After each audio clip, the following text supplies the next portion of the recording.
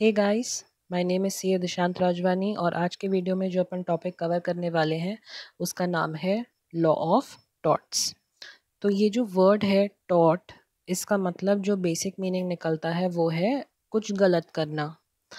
आपने कोई गलत चीज़ करी, इंटेंशनली करी या अनइंटेंशनली करी, जो भी किया, अगर आपने कुछ गलत किया है तो आपने एक टॉट को कॉज किया है। किस तरीके से कॉज किया है, क्या किया है, कैसे किया है, वो अपन इस चैप्टर के अंदर पढ़ेंगे। इस चैप्टर के अंदर घुसने से पहले अपन को ये जानना पड़ेगा कि टॉट के कोई भी स्पेसिफिक सेक्शंस नहीं है लॉ के अंदर, ठीक है।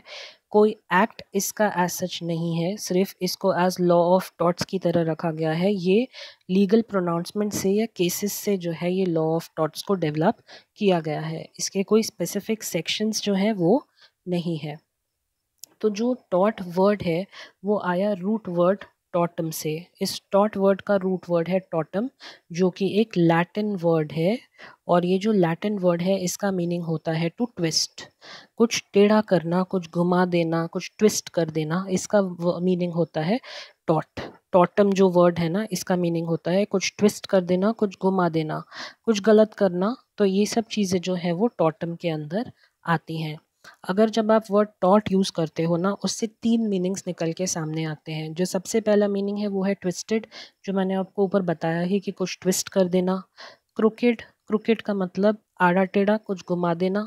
और अनलॉफुल मतलब आपने कुछ इलीगल किया है, जो कानून के नज़रिए से बहुत ही गलत चीज़ है, वो आपने जो है कमिट करी है। तो एक तरीके से टॉट के अंदर ये तीन वर्ड्स आते हैं, ट्विस्टेड, क्रोकेड और अनलॉफुल। जब आप उसका बेसिक इंग्लिश मीनिंग देखते हो टॉट का, तो वो निकलता है रॉन्ग।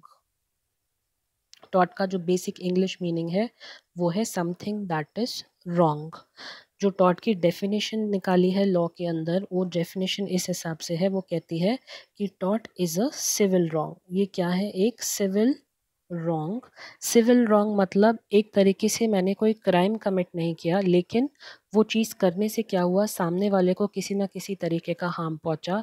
तो मैंने उस सिविली या सिविल तरीके से कोई ऐसी चीज़ करी है जिससे सामने वाले को हार्म पहुंचा, तो वो एक सिविल रॉन्ग कहलाता है। अगर मैंने किसी को उसकी राइट्स इस्तेमाल करने से रोका तो वो एक सिविल रॉन्ग होगा, क्योंकि मैंने उसके साथ एक गलत चीज़ करी है।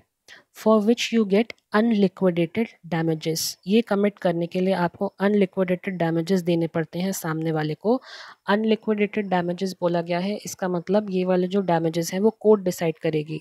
अगर आपने किसी के साथ कुछ गलत किया है तो कोर्ट डिसाइड करेगी कि आपको सामने वाले को कितने डैमेजेस देने हैं या कितना आपने उसको कॉम्पनसेशन देना है, ताकि जो आपने उसके साथ गलत किया उस चीज़ को सही किया जा सके। तो जो डैमेजेस होते हैं लॉ के अंदर वो बेसिकली दो प्रकार के होते हैं। एक होता है अनलिक्विडेटेड डैमेज और एक होता है लिक्विडेटेड डैमेज। अनलिक्विडेटेड डैमेजेस कैसे होते हैं? ऐसे डैमेजेस जो किसी भी एक्ट या लॉ के अंदर प्रिस्क्राइब नहीं किए गए, ठीक है। कोई स्पेसिफिक डैमेजेस अगर नहीं लिखे हों तो वो अनलिक्विडेटेड डैमेजेस कहलाते हैं। और इन डैमेजेस को कौन कैलकुलेट करता है या कौन इसका फैसला देता है? तो इन डैमेजेस को जो है कोर्ट डिसाइड करता है कि अगर आपने कुछ गलत किया है तो उसके अगेंस्ट में आप जो डैमेजेस होंगे वो कोर्ट डिसाइड करेगा कि क्या डैमेजेस देने चाहिए, कितने डैमेजेस देने चाहिए, क्या होगा क्या नहीं होगा, वो सब चीज़ कौन डिसाइड करेगा? कोर्ट।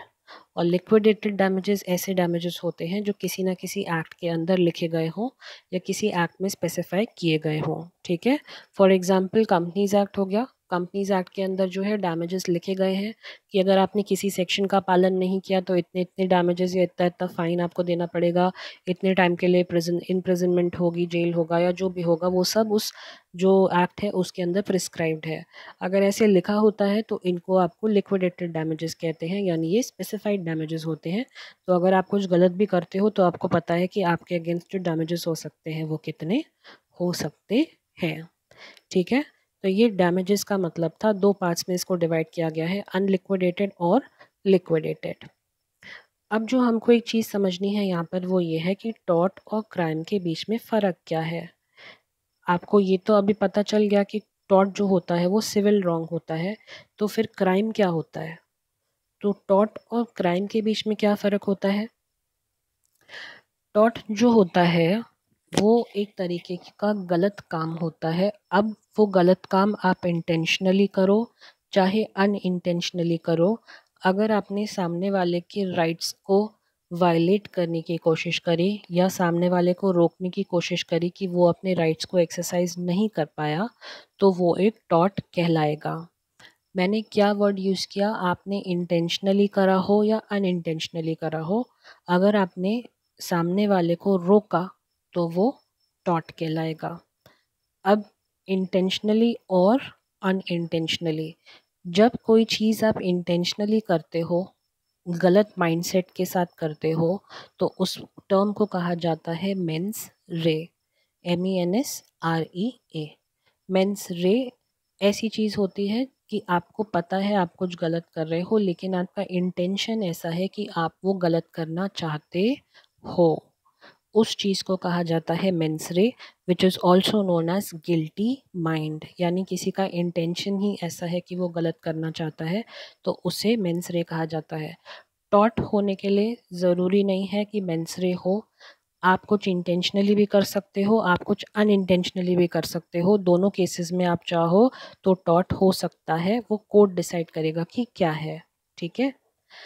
क्राइम के अंदर क्या होता है, क्राइम के अंदर इंटेंशनल वर्ड जो है उसका होना बहुत ज़रूरी है।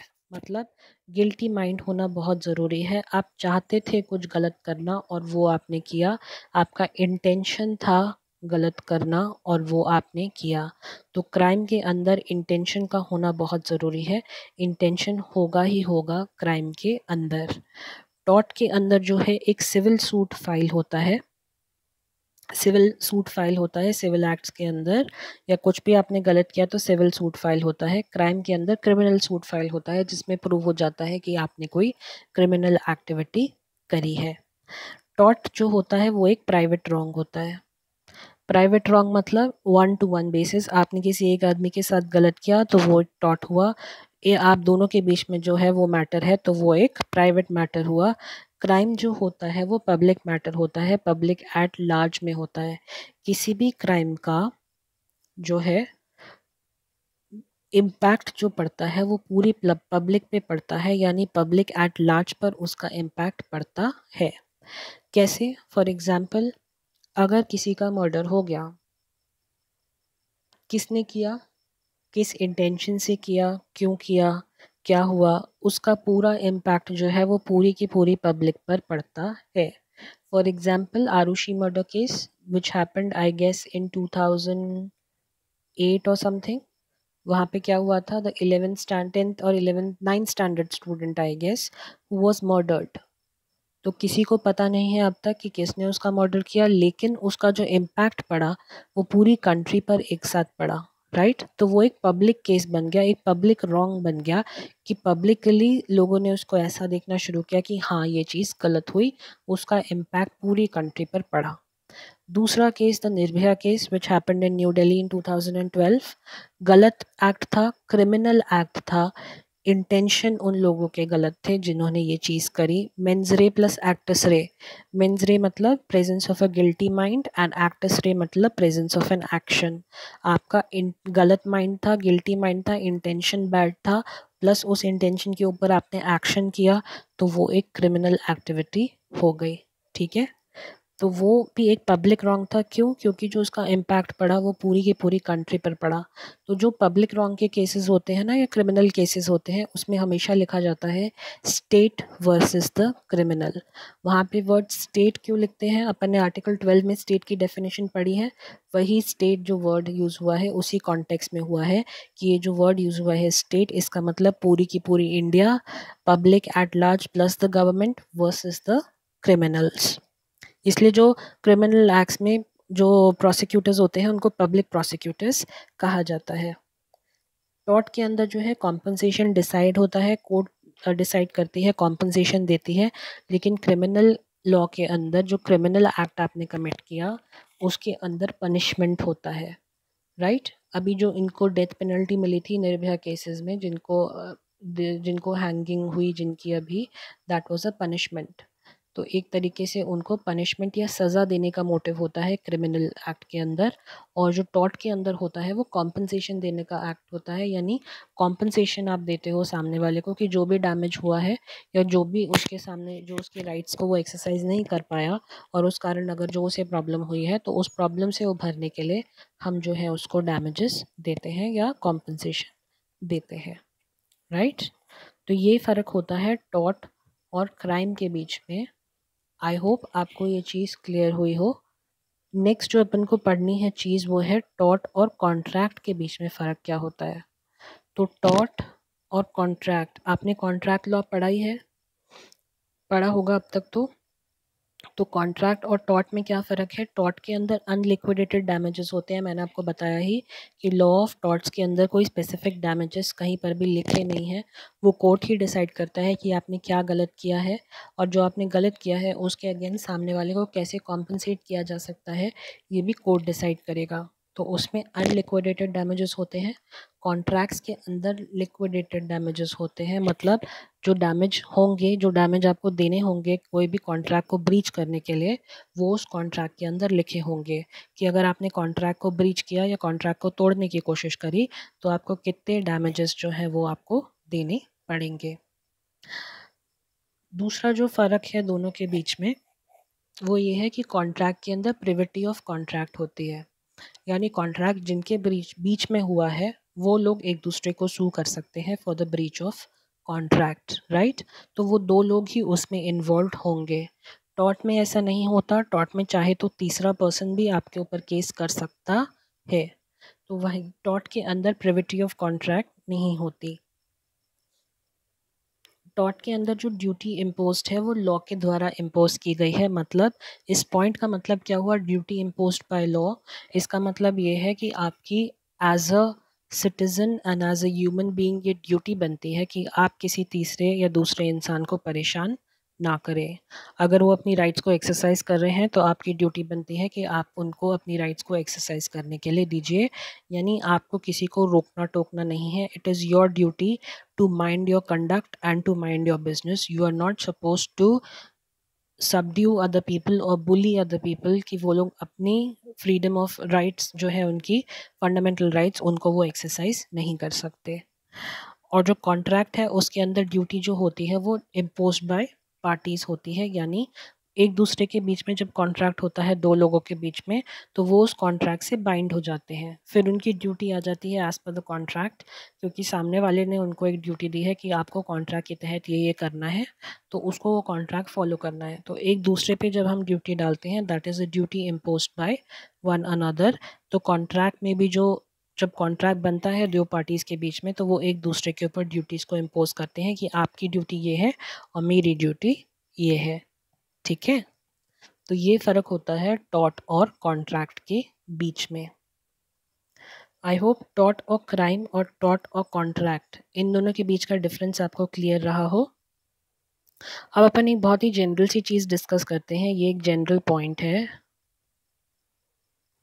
कि जब भी कोई केस फाइल होता है कोर्ट के अंदर तो जो दो लोग उसमें इन्वॉल्व होते हैं उनको आप किस किस टर्म से पुकारते हो वो अपन को देखना है। जो केस फाइल करता है, नॉर्मली केस कौन फाइल करता है, जिसके साथ कुछ गलत हुआ होता है। तो कोई ऐसा बंदा जिसके साथ कुछ गलत हुआ, जिसकी आपने राइट को सबड्यू किया या जिसकी राइट को आपने वायलेट करने की कोशिश करी, तो अब वो केस फाइल करेगा। तो ऐसा बंदा जो केस फाइल करता है उसे हम कहते हैं प्लेंटिफ, ठीक है। और ऐसा बंदा जिसके अगेंस्ट केस फाइल हुआ है उसे हम कहते हैं डिफेंडेंट। मेरे केस में अगर मैंने किसी को अब उसकी राइट्स इस्तेमाल करने से रोका है तो जिसको रोका है वो क्या कहलाएगा, प्लेंटिफ। और जिसने रोका यानी मैंने रोका था तो मैं क्या कहलाऊँगा, डिफेंडेंट। क्यों?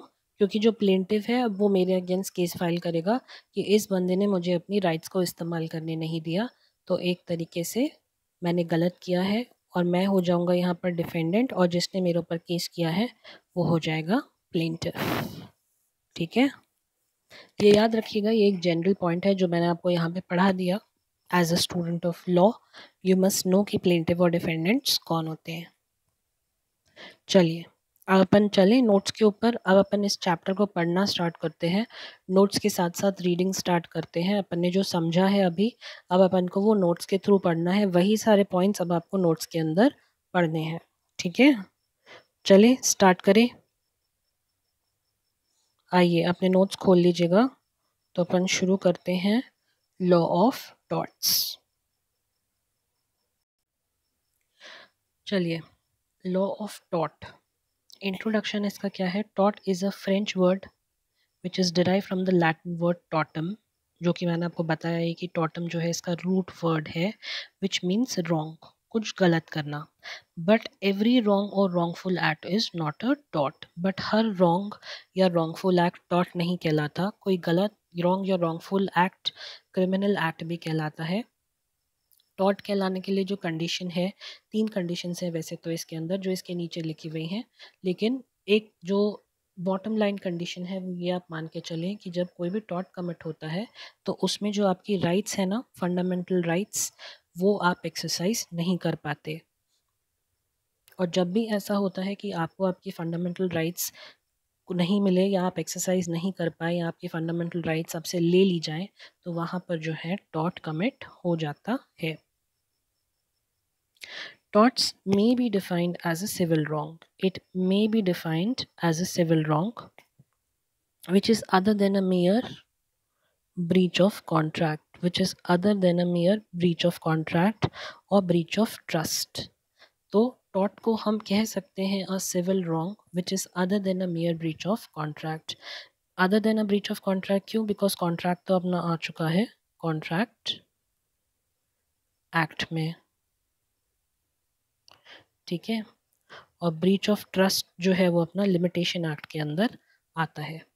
तो हम टॉट को क्या बोल सकते हैं कि टॉट क्या है, ये एक सिविल रॉन्ग है, लेकिन ब्रीच ऑफ कॉन्ट्रैक्ट और ब्रीच ऑफ ट्रस्ट से अलग है, क्योंकि ब्रीच ऑफ कॉन्ट्रैक्ट और ब्रीच ऑफ ट्रस्ट अपने अपने अलग अलग एक्ट्स के अंदर कवर्ड है, लेकिन ब्रीच जो अपना यहाँ पे सिविल रॉन्ग हुआ वो क्या है, वो एक टॉट कहलाएगा। General conditions for the liability of a taught. अब टॉट अराइज होने के लिए क्या कंडीशंस होनी चाहिए वो अपन को पढ़नी पड़ेंगे। तो अगर ये कंडीशंस फॉलो होंगी तभी जो है ये टॉट कहलाएगा। सबसे पहले कंडीशन, और रॉन्गफुल एक्ट और an omission of the defendant, यानी जिसके अगेंस्ट हम केस फाइल कर रहे हैं उसने कोई रॉन्गफुल एक्ट किया या फिर कोई कमीशन ओमिशन किया है ऑफ द डिफेंडेंट, उसने कोई ऐसी चीज़ करी है जिससे कुछ ना कुछ हुआ है, तो वो रॉन्गफुल एक्ट का होना बहुत ज़रूरी है। दूसरी बात, इनके बीच में एंड आएगा, मतलब ये दोनों होना ज़रूरी है।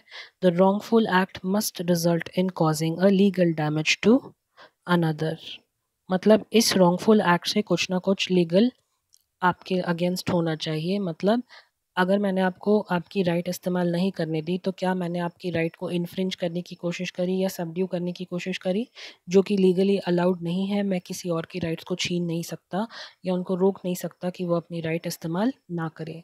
तो एक तरीके से मैंने एक रॉन्गफुल एक्ट किया उस रॉन्गफुल एक्ट से क्या हुआ कि आपकी जो राइट थी उसको सबड्यू हो, वो राइट सबड्यू हो गई, आप उस राइट का इस्तेमाल नहीं कर पाए।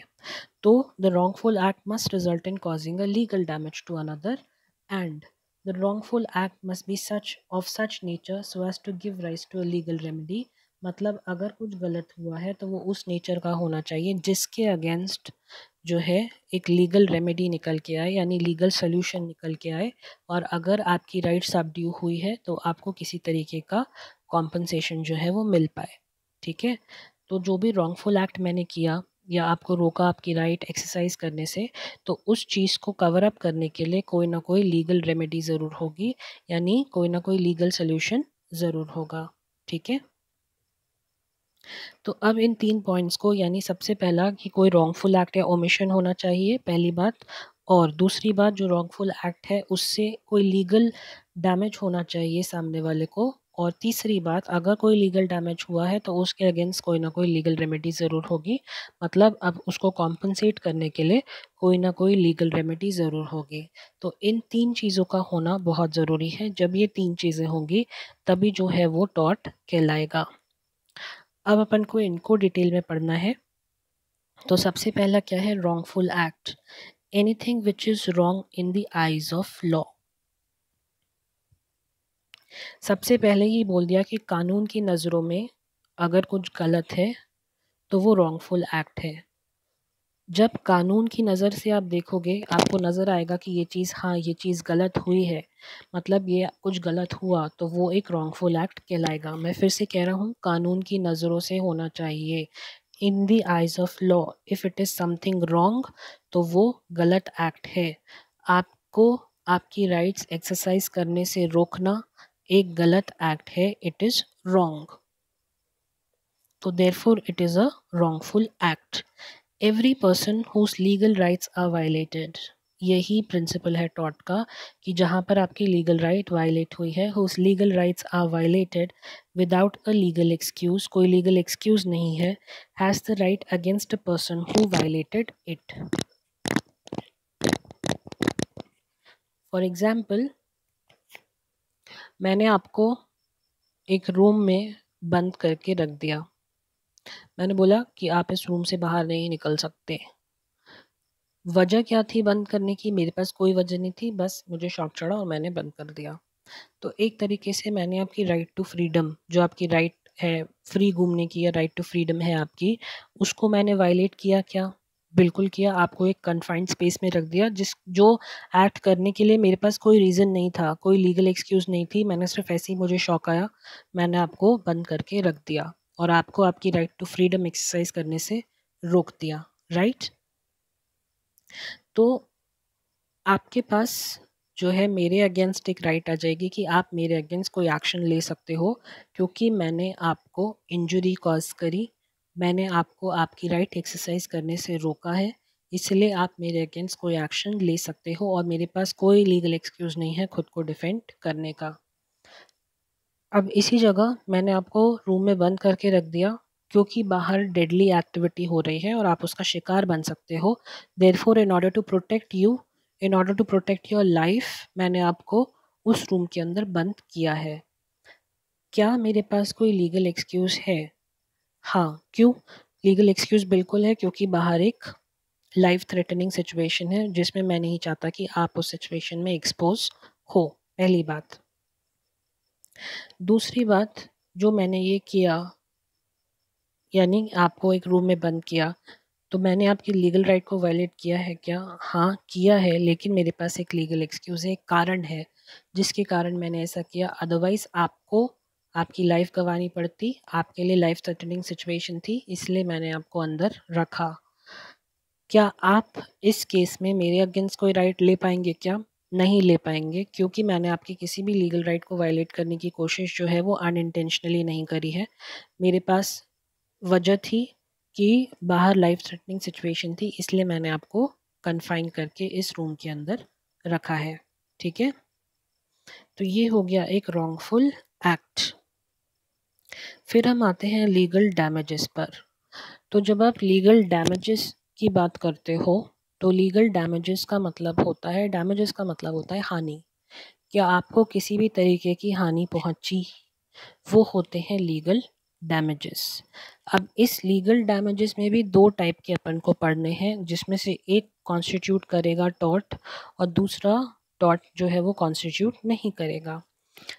शुरू में जब मैंने आपको टॉर्ट का मतलब बताया था, मैंने बार बार मैं आपसे एक ही चीज़ कह रहा हूँ कि जहाँ पर आपके राइट्स को, लीगल राइट्स को वायलेट करने की कोशिश की जाएगी, वहाँ पर टॉर्ट अराइज होगा, ठीक है?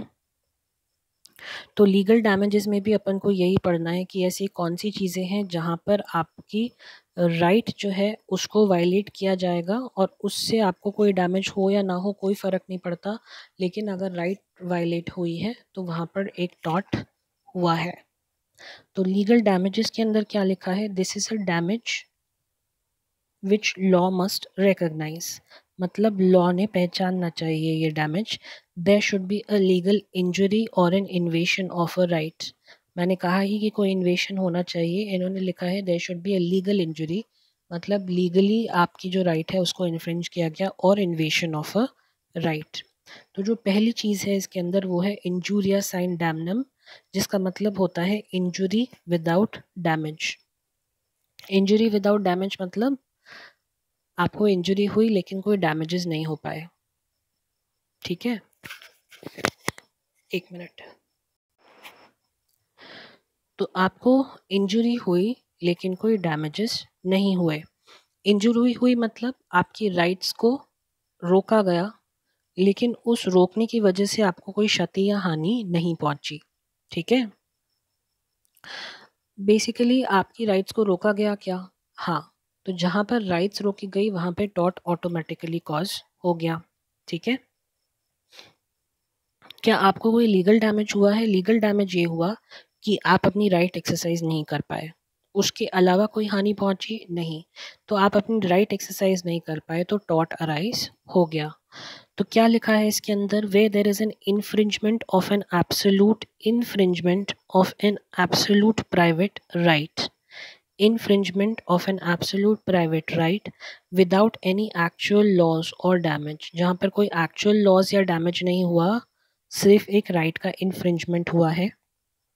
और आप जानते ही हो कि जहाँ पर rights का infringement होगा वहाँ पर tort arise होगा। An absolute right is one which is actionable per se।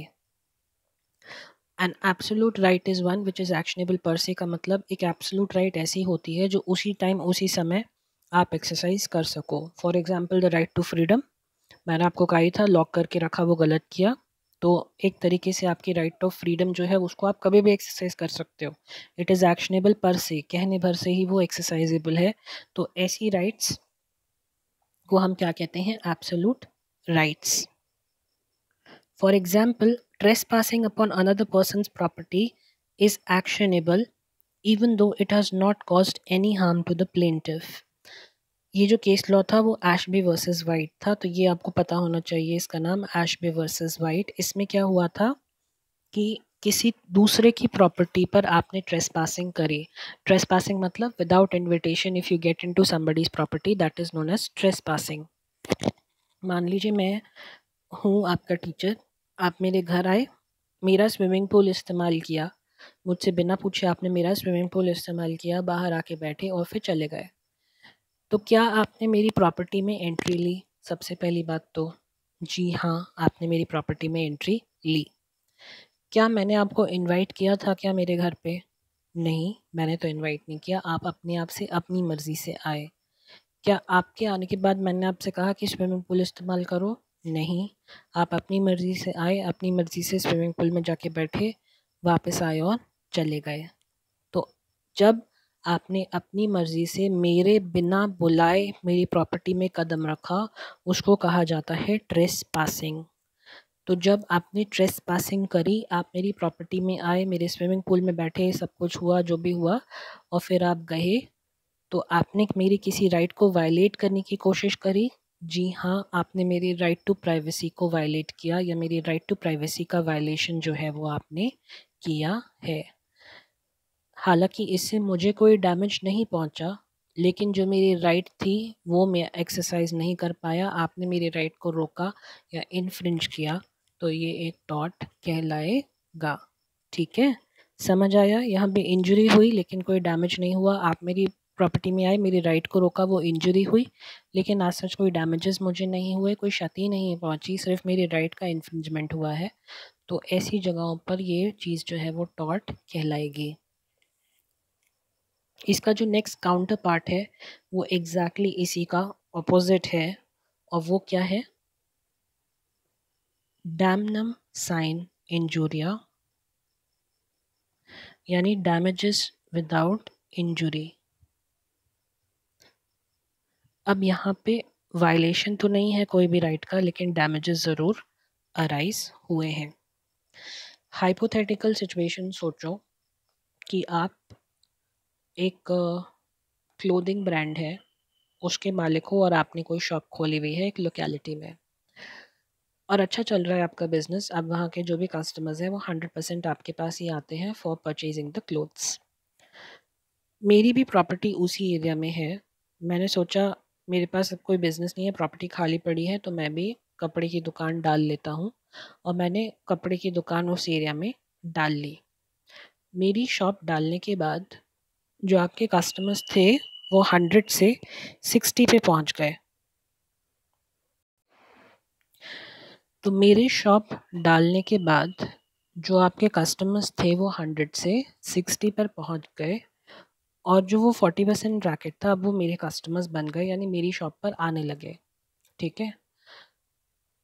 जब मैंने अपनी शॉप खोली तो मैंने आपसे कोई ताल्लुकात नहीं रखे, आपको कुछ नहीं कहा, ना आपसे कुछ कहा ना किया, सिर्फ अपनी शॉप खोली और चलाना स्टार्ट कर दिया। तो क्या मैंने आपकी किसी राइट का वायलेशन किया है क्या? नहीं। सबसे पहली बात, मैंने आपकी किसी राइट का वायलेशन नहीं किया। क्या मैंने आपको रोकने की कोशिश करी या आपकी कोई राइट जो आप एक्सरसाइज करना चाहते हो वो एक्सरसाइज नहीं करने दी? नहीं, अभी भी आपके पास फ्रीडम है, आप अपनी कोई भी राइट चाहो तो आप एक्सरसाइज कर सकते हो। तो मैंने यहाँ पर क्या किया, मैंने खुद की एक राइट एक्सरसाइज करी है, जो मेरी राइट मुझे कॉन्स्टिट्यूशन ने दी है, the right to carry on any profession on business that I want to carry on. तो वो मैंने अपनी राइट एक्सरसाइज करके अपना बिजनेस, अपना प्रोफेशन जो खोलना चाहा वो मैंने किया, और मैंने अपनी राइट लीगल तरीके से एक्सरसाइज करी है, और वो मैंने जैसा मुझे करना था वैसा मैंने किया है। तो क्या मैंने आपके साथ इस चीज़ में कुछ गलत करने की कोशिश करी? नहीं। लेकिन मेरी प्रेजेंस से क्या आपको कोई नुकसान पहुंचा, कोई क्षति पहुंची? जी हाँ, आपके जो 100% कस्टमर बेस था वो रिड्यूस होकर 60% हो गया। तो इस केस में क्या आप मेरे अगेंस्ट कोई वायलेशन का सूट फाइल कर सकते हो क्या? नहीं, क्योंकि मैंने आपकी किसी राइट को वायलेट करने की कोशिश तो नहीं करी। मैंने अब मेरी जो बेसिक फंडामेंटल राइट थी उसका इस्तेमाल करके अपना प्रोफेशन जो है वो अपना बिजनेस जो है वो स्टार्ट किया है। तो यहाँ पर जो है आपको डैमेजेस हुए लेकिन कोई इंजरी नहीं पहुंची। तो ये होता है डैमनम साइन इंजुरिया। तो इसके अंदर पढ़े क्या है, the maxim means that a man may have suffered damage and yet no action in टॉट। तो यहाँ पर जब आपकी कोई राइट से इन्फ्रिंज नहीं हुई तो कोई भी टॉट होने का सवाल नहीं होता। It is a damage without the breach of a legal right. आपकी कोई भी लीगल राइट को मैंने ब्रीच नहीं किया है। For example, if I own a shop and you open a shop in the neighbourhood due to which I lose some customers, I cannot sue you for loss in profit because you are exercising your legal rights. आप अपनी legal right exercise कर रहे हो, जो है right to carry on any profession और business that you are doing. तो I can not sue you कि आप इस एरिया में शॉप नहीं खोल सकते। अदरवाइज ऐसे होता तो किसी भी एक एरिया में कोई भी दो सिमिलर शॉप्स कभी भी नहीं मिलती। ठीक है।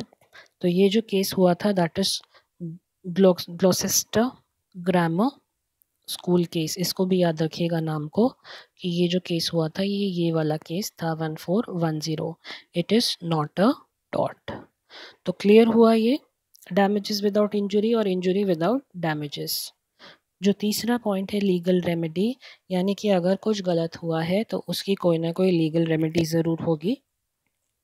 इसका मतलब ये है कि जहाँ पर भी आपकी राइट आती है ना, या आपकी राइट का सवाल आता है, तो उसके करस्पॉन्डिंग कोई ना कोई रेमेडी ज़रूर होगी कि अगर वो राइट आप एक्सरसाइज नहीं कर पाए तो उस चीज़ के लिए आपको कैसे कॉम्पनसेट किया जाएगा।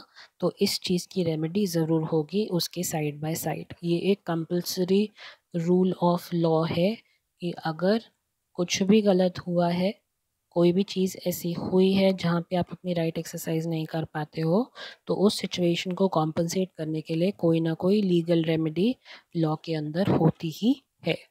तो वो लीगल रेमेडी यहाँ पर भी होनी चाहिए।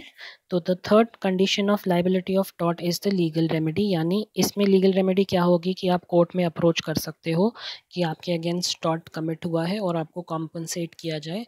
अब वो अनलिक्विडेटेड डैमेजेस होते हैं, मतलब कोर्ट डिसाइड करेगी कि डैमेज कितना हुआ है और कितना कॉम्पनसेशन मिलना चाहिए। लेकिन कॉम्पनसेशन मिलना चाहिए ये तय है, कितना मिलेगा वो कोर्ट डिसाइड करेगी। ठीक है। तो ये तीसरी कंडीशन है कि कोई ना कोई लीगल रेमेडी होनी चाहिए। This means that to constitute a tort the wrongful act must come under law. जो भी रॉन्गफुल एक्ट हुआ है वो लॉ के अंडर आना ज़रूरी है। समझ आया? तो ये था अपना टॉर्ट का पूरा डिटेल में मीनिंग जो मैंने आपको समझाया है। कोई भी डाउट हो मुझसे पूछ लीजिएगा कभी भी। अब अपन करते हैं मेंस रे, जो मैंने आपको बताया था अभी स्टार्टिंग में ही कि मेंस रे का मीनिंग क्या होता है। Presence of a guilty mind. Guilty mind मतलब जिसमें इंटेंशन ऐसा हो कि वो कुछ गलत करना चाहता है, उसके माइंड में इंटेंशन है, ही वॉन्ट्स टू डू और कमिट समथिंग रॉन्ग, ये उसका इंटेंशन है, राइट। जहाँ पर ऐसा होता है, डिसाइडेड होता है कि उसको कुछ गलत करना है, वो एक गिल्टी माइंड कहलाता है और उसे हम कहते हैं मेंस रे। टॉट के अंदर मेंस रे का होना या ना होना ज़रूरी नहीं है, ठीक है। मतलब इंटेंशनल होना या नहीं होना ज़रूरी नहीं है। अगर राइट का इन्फ्रिंजमेंट हुआ है, भले ही वो अनइंटेंशनल तरीके से हुआ हो, फिर भी वो टॉट कहलाएगा। तो ज़रूरी नहीं है कि टॉट के लिए इंटेंशनल हो या इंटेंशन हो या प्रेजेंस ऑफ गिल्टी माइंड ज़रूरी ही हो, लेकिन क्राइम के लिए मेंस रे का होना बहुत ज़रूरी है, यानी गिल्टी माइंड का होना बहुत ज़रूरी है। जब तक गिल्टी माइंड नहीं होता है तब तक आप क्राइम को साबित नहीं कर पाओगे। ओके, तो इसका जो मैक्सिम है वो है actus non facit reum nisi mens sit rea, जिसका मतलब है which means the act itself creates no guilt. जो एक्ट है वो इटसेल्फ कोई गिल्ट नहीं क्रिएट करती in the absence of a guilty mind. तो जब तक गिल्टी माइंड नहीं होगा तब तक कोई एक्ट भी क्राइम नहीं कहलाएगी। The act must be with wrongful intention और अ नेग्लिजेंस। मेंस रे का प्रेजेंस होने के लिए एक रॉन्गफुल इंटेंशन या फिर नेग्लिजेंस का होना बहुत ज़रूरी है। टॉट में मेंस रे हो भी सकता है, नहीं भी हो सकता, लेकिन क्राइम में या क्रिमिनल एक्टिविटी में मेंस रे होता ही होता है। आगे क्या है, difference between a taught and a crime and difference between a taught and a breach of contract. तो differences between taught and crime. Taught क्या होता है, इन्फ्रिंजमेंट ऑफ प्राइवेट और सिविल राइट्स, ये अपन शुरू से ही पढ़ रहे हैं। तो इन्फ्रिंजमेंट ऑफ प्राइवेट और civil rights of an individual. और ऑब्जेक्टिव क्या होता है टॉट के अंदर, that is to रिकॉम्पनसेट the plaintiff for the loss suffered by him. जितना भी लॉस उसको हुआ होगा because of the commitment of the taught, हमारा टॉट में मकसद यही होता है कि हम उसको रिकॉम्पनसेट कर सकें, मतलब उसको कॉम्पनसेशन दे सके फॉर वॉट एवर डैमेज और loss that he has suffered. Crime के अंदर क्या होता है, breach of public rights, publicly public level पर आपने गलत किया है, which affects the whole community. मैंने आपको एग्जांपल्स दिए ही थे। ऑब्जेक्टिव इज टू पनिश, वहाँ पे हमारा ऑब्जेक्टिव क्या होता है कि जिसने गलत किया है हम उसको पनिश करें। तो ये फ़र्क होता है टॉट और क्राइम के बीच में। तो टॉट जो भी है वो एक प्राइवेट टाइप का ब्रीच है और जो क्राइम है that is a public level wrong. Difference between taught and breach of contract, ये भी अपन ने देखा था शुरू में। तो टॉट आपको पता ही है, breach of duty which is fixed by law. मैंने आपको कहा था कि आपकी ड्यूटी है कि आपको किसी और का राइट्स को वायलेट नहीं करना, ये आपकी ड्यूटी है। डैमेजेस आर जनरली अनलिक्विडेटेड, मतलब डिटरमाइन नहीं होते पहले से, and are determined by the court. और ब्रीच ऑफ कॉन्ट्रैक्ट में क्या होता है, it is a breach of duty which is fixed by the contracting parties, मतलब जो पार्टीज ऑफ कॉन्ट्रैक्ट है वो डिसाइड करती हैं कि क्या ड्यूटीज़ हैं और क्या ब्रीच हुआ है। और इस केस में जो डैमेजेस होते हैं वो फिक्स होते हैं अकॉर्डिंग टू द कॉन्ट्रैक्ट, मतलब कॉन्ट्रैक्ट के अकॉर्डिंगली ही डैमेजेस को फिक्स किया जाता है। ये फ़र्क होता है कॉन्ट्रैक्ट और ब्रीच ऑफ कॉन्ट्रैक्ट और टॉट में। और ये वाला जो फ़र्क है वो है टॉट और क्राइम का। तो क्लियर हुआ दोनों के बीच में डिफरेंसेस। ओके, नेक्स्ट जो अपन टॉपिक करेंगे वो आएगा अपना काइंड्स ऑफ टॉर्शियस लाइबिलिटी, यानी किन किन तरीके की जो लाइबिलिटीज़ हैं टॉट के अंदर आती हैं। इसमें 3 टाइप की हैं, स्ट्रिक्ट और एब्सोल्यूट लाइबिलिटी। मतलब इस स्ट्रिक्ट और एब्सोल्यूट लाइबिलिटी का मतलब है कि इन केसेस में आपकी लाइबिलिटी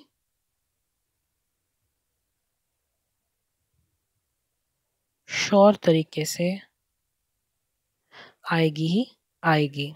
विकेरियस लाइबिलिटी का मतलब होता है, यहाँ पर क्या मतलब होता है कि एक्ट किसी और ने किया लेकिन लाइबिलिटी आपके ऊपर आएगी थ्रू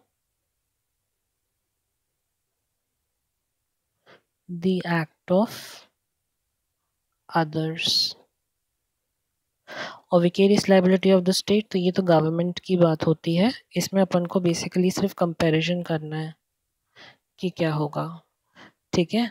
तो ये 3 टाइप्स की जो टॉर्शियस लाइबिलिटी है वो अपन को करनी है। स्ट्रिक्ट और एब्सोल्यूट लाइबिलिटी, मतलब यहाँ पर आपकी लाइबिलिटी आएगी ही आएगी, भले ही आप कुछ करो, आपने इंटेंशनली किया हो, अनइंटेंशनली किया हो, मेंसरे हो नहीं हो, कोई फ़र्क नहीं पड़ेगा, यहाँ पर आपकी लाइबिलिटी आनी ही है। और विकेरियस लाइबिलिटी होती है through the act of others, मतलब जो काम है वो किसी और ने किया है, जो एक्ट है, गलत काम है, वो किसी और का किया हुआ है, लेकिन लाइबिलिटी आपकी आएगी।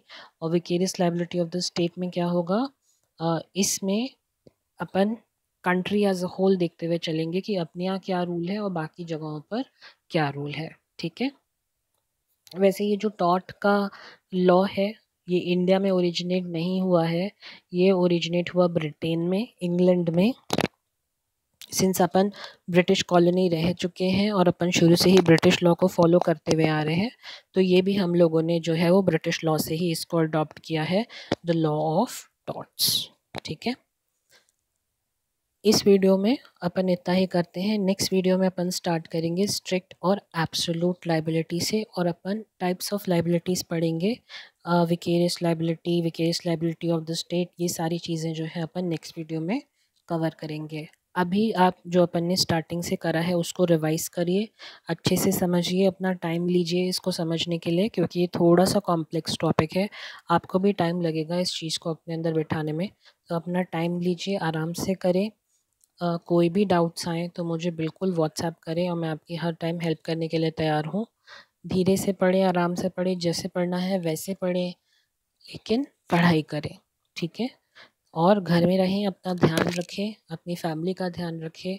God bless you all and I will see you in the next video.